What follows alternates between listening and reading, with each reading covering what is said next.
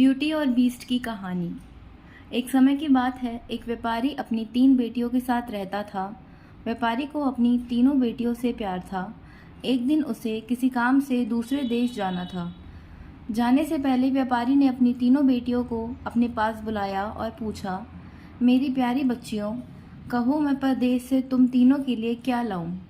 पहली बेटी ने सुंदर कपड़े और दूसरी बेटी ने गहने मंगवाए। तीसरी बेटी, जिसका नाम ब्यूटी था, उसने अपने पिता से कहा कि वह उसके लिए एक गुलाब का फूल ले आई।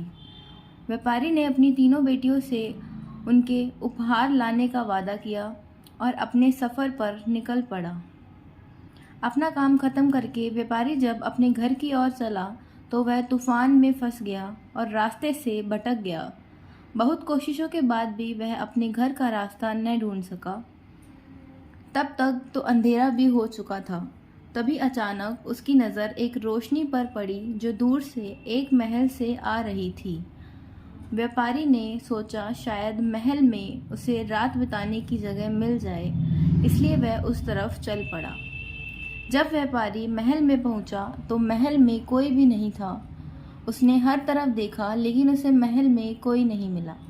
आश्चर्य की बात है कि खाने की मेज पर कई प्रकार के स्वादिष्ट व्यंजन रखे हुए थे, परंतु उन्हें खाने वाला कोई नहीं दिख रहा था।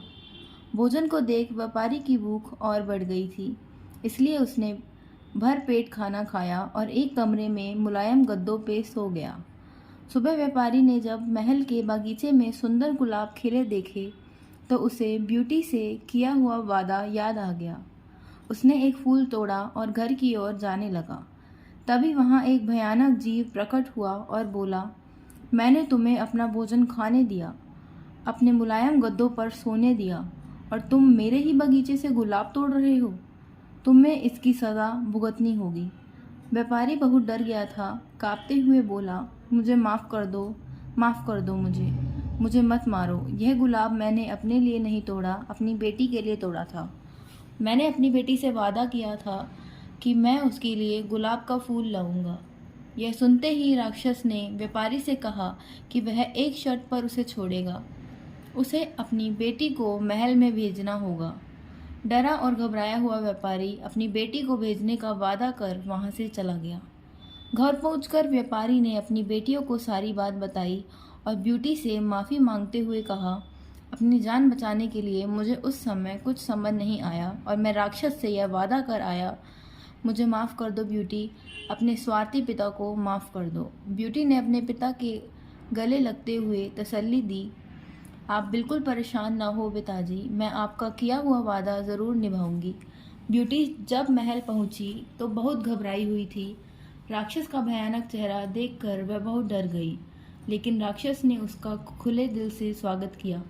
राक्षस ने उसे रहने के लिए अपने महल का सबसे अच्छा कमरा दिया और जब ब्यूटी आग के सामने बैठकर कढ़ाई करती तब राक्षस उसके पास घंटों तक बैठा रहता और निहारता रहता।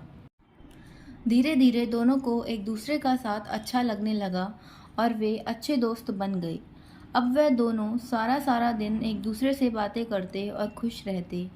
राक्षस को ब्यूटी बहुत अच्छी लगती थी और वह उससे शादी करना चाहता था, लेकिन डरता था कि ब्यूटी एक राक्षस से कभी शादी नहीं करना चाहेगी। बड़ी हिम्मत जुटाकर एक दिन उसने ब्यूटी से अपने दिल की बात कहने का फैसला किया। जब वह ब्यूटी के पास पहुंचा तो देखा कि ब्यूटी अपने पिता को याद करके बहुत उदास है। उससे ब्यूटी की उदासी देखी नहीं गई और उसने ब्यूटी को एक जादुई शीशा दिया जिससे वह अपने पिता को देख सके। ब्यूटी बहुत खुश थी, लेकिन जब उसने अपने पिता को देखा तो वह बहुत बीमार थे। यह देख ब्यूटी ने राक्षस से अपने पिता से मिलने की इच्छा जताई। राक्षस ने उसे पिता से मिलने की इजाज़त दे दी और 7 दिन में वापस आने को कहा। ब्यूटी ने तय समय में आने का वादा किया और अपने घर चली गई।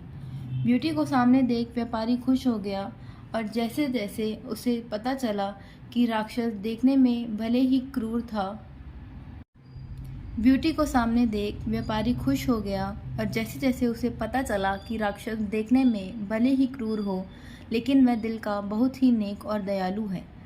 व्यापारी की सेहत और सुधरती गई। परिवार से मिलने की खुशी में 7 दिन कब निकल गए ब्यूटी को पता ही नहीं चला।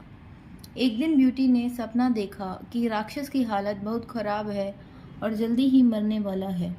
अगले ही दिन वह महल वापस आ गई और उसने पाया कि राक्षस बगीचे में बेसुध पड़ा हुआ था, जैसे वह मर चुका हो। ब्यूटी उसे देखते ही रो पड़ी। तुम मुझे छोड़कर मत जाओ, मैं तुमसे बहुत प्यार करती हूँ और तुमसे शादी करना चाहती हूँ। मैं अपनी सारी ज़िंदगी तुम्हारे साथ बिताना चाहती हूँ। जैसे ही ब्यूटी ने यह शब्द कहे, एक रोशनी ने राक्षस को ढक लिया और जब रोशनी गायब हुई तो भयानक और क्रूर दिखने वाला राक्षस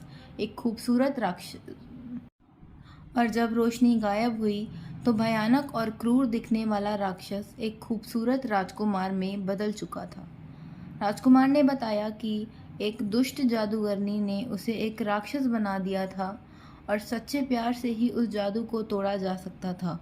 बहुत समय से राजकुमार उस लड़की को ढूंढ रहा था जो उससे उस रूप में प्यार करे जिससे सब डरते थे, जो उसकी सूरत से नहीं बल्कि उसके गुणों को चाहे। आखिरकार राजकुमार को उसका सच्चा प्यार मिल गया और वह बहुत खुश था। जल्द ही ब्यूटी और राजकुमार की शादी हो गई और वह अपनी गुलाबों सी खूबसूरत दुनिया में हंसी खुशी रहने लगे। इस कहानी से यह शिक्षा मिलती है कि हमें किसी की सूरत को देखकर उसकी सीरत का अंदाज़ा नहीं लगाना चाहिए। इंसान का बाहरी रूप सिर्फ दिखावा है, उसका साफ दिल, उसके गुण देखकर इंसान से प्यार किया जाता है। धन्यवाद।